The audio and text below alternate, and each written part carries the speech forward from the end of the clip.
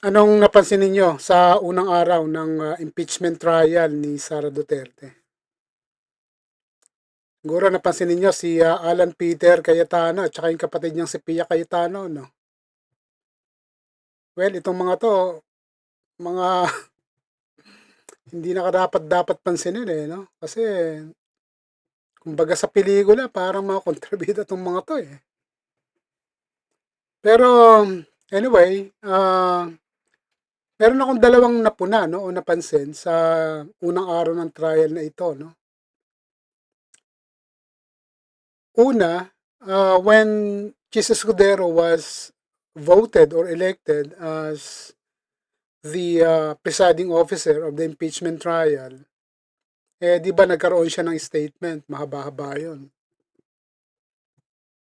At sa statement niya na yon ay sinabi niya no, na ang magiging threshold ng botohan ay 16. So bumase pa rin siya sa 24 na bilang ng mga senador. Originally, no? Kaya lang sa mga panahon na ito at sa mga pagkakataon na ito, alam naman natin, no, na kulang na sila ng tatlo. Ha? Wala si Bato dahil nagtatago, no? Sa takot na maaresto sa bisa ng warrant of arrest. Ha? At hindi na mahagilap. Yung dalawa naman, no, si Senator Estrada at saka si Senator Marcoleta, yun, nakakulong, no? Sa kasong plunder. So, ibig sabihin, 21 na lang sila. So, 21 senators who are actively participating, no? Sa kahit na anong business or activity ng Senado, particularly dyan sa impeachment trial. So, ang kapuna-puna rito, hindi man lang dumaan sa diskusyon, no? Na supposedly, pwedeng bumaba, no, ang threshold dahil nga sa 21 na lang yung active na senador. Pero, uh, yun no? Parang pumayag na rin, no, yung majority kasi wala namang nag-question tungkol sa number, no, ng threshold. So, yun yung napansin ko lang naman. Yung pangalawa kong napansin dito is yung when Senator Escudero asked both the prosecution and defense to give their opening statements. And of course, prosecution, the one who would give is none other than Congresswoman Luistro. Siya kasi yung lead prosecutor dito, no? At she asked permission from the presiding officer if she could give, no, an introduction.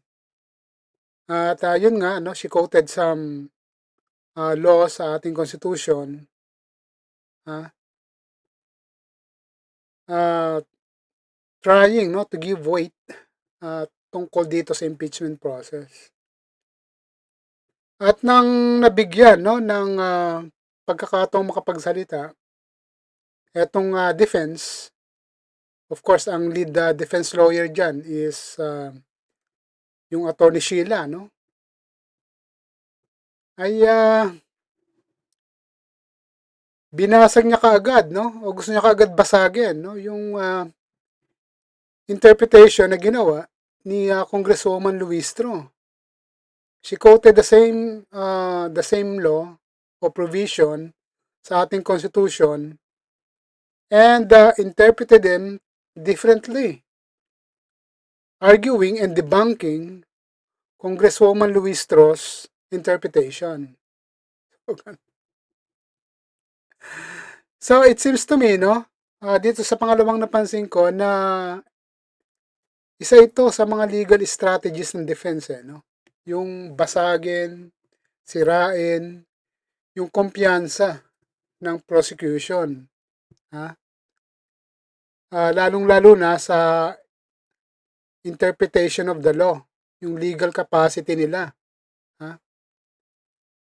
Ewan ko, siguro, they seem to believe, no, na kapag nag-work yun, yung presentation nila ah, sa during the impeachment trial ng mga susunod, no, maaaring babasag na rin, no, yung kanilang kumpiyansa. And in the same way, no, maaring mawala rin yung kumpiyansa natin, no, sa mga presentation ng prosecution. So, ganun yung parang nakikita kong isa sa mga strategies nila. So, hopefully, ay hindi magpadala doon, no, ang prosecution team. Particularly, itong si lead prosecutor, Congresswoman Luistro. Huwag sila magpabuli.